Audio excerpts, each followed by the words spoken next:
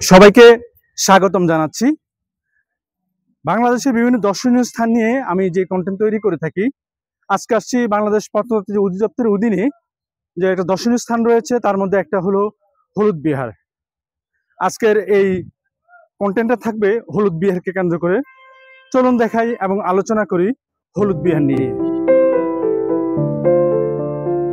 এ হচ্ছে বাংলাদেশ প্রত্নতাত্ত্বিক অধিদপ্তরের অধীন থেকে টাঙ্গানো যে হলুদ বিহার, তার নোটিশ বোর্ড। এখানে হলুদ বিহার সম্পর্কে বর্ণনা দেওয়া হয়নি। প্রত্নতাত্ত্বিক অধিদপ্তরের যে নোটিশ বোর্ডটা, তারে বাংলা অনুকরণ করা হয়েছে এখানে। এটা হচ্ছে হলুদ বিহারে যাওয়ার যে সিঁড়ি, তার সিঁড়ি। চলুন আমরা উপরে উঠি।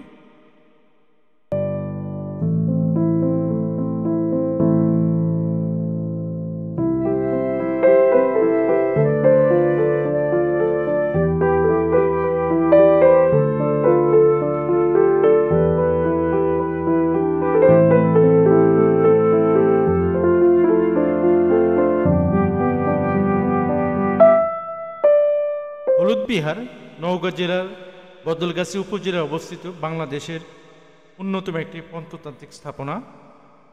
এটা প্রত্নতাত্ত্বিক অধিদপ্তরের অধীনে তালিকাভুক্ত একটা স্থাপনা।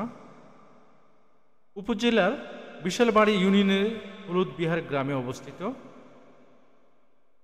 হলুদ বিহার গ্রামের মূলত 4টি টিভি থাকলেও বর্তমানে কেবল এটা প্রায় 100 ফুটের মতো ব্যাস হবে এই টিভিটা রয়েছে। এটা বৌদ্ধবিহার থেকে প্রায় 17 কিলোমিটারের দূরত্বে এই বিহারটি আপনারা দেখছেন। ভূপৃষ্ঠ থেকে অনেক উপরে এই বিহারটি।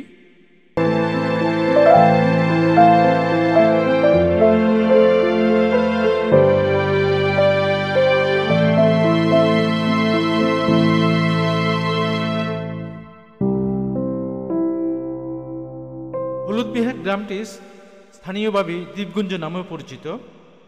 টিভিগুলো বিক্ষিপ্তভাবে ছড়ানো বেশ কিছু স্থাপনা ধ্বংসবিশেষ দেখে ধারণা করা যায় স্থানটি পূর্ব বৌদ্ধ বসতি ছিল।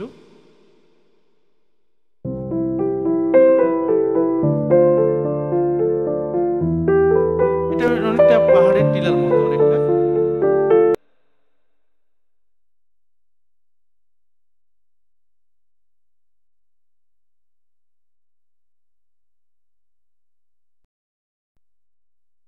উনিশশো 1930 বা 1931 সালে ভারতীয় প্রত্নতাত্ত্বিকবিদ জি.সি. দত্ত ভারতের প্রত্নতত্ত্ব জরিপের বিভাগের অধীনে একটা পরিদর্শন করেন।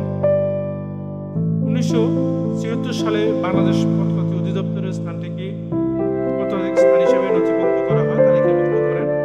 পরবর্তীতে 1984 এবং 1993 সালে খনন কার্য শুরু করেন।